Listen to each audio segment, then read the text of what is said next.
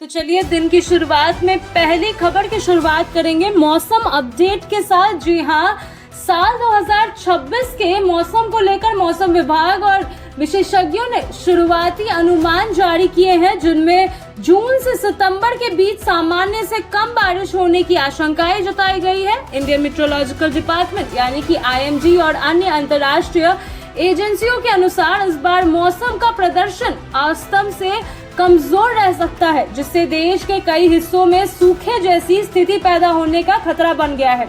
तो वहीं विशेषज्ञों का मानना है कि इस बार एल नीनो प्रभाव भी मौसम को प्रभावित कर सकता है। यह एक जलवायु घटना है जिसमें प्रशांत महासागर के तापमान में बदलाव के कारण वैश्विक मॉनसून पैटर्न प्रभावित होता है। एल नीनो के प्रभाव से भारत में अक्सर बारिश कम होती है, जिससे कृषि और जल संसाधनों पर सीधा असर पड़ता है। भारत की अर्थव्यवस्था का एक बड़ा हिस्सा कृषि पर निर्भर करता है और खेती का बड़ा भाग मॉनसून पर आधारित होता है। ऐसे में यदि बारिश कम होती तो फसलों की पैदावार घट सकती है, जिससे किसानों की आय प्रभावित होगी।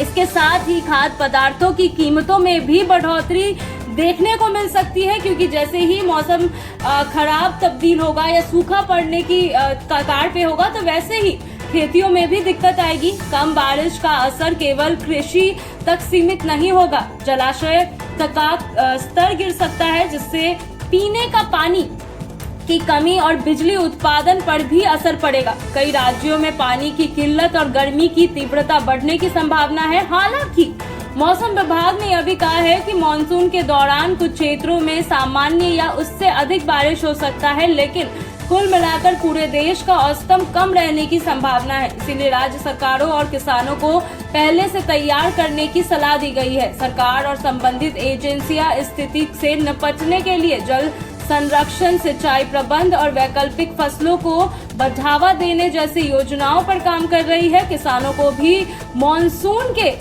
अनुसार अपनी खेती की रणनीति बदलने की सलाह दी जा रही है।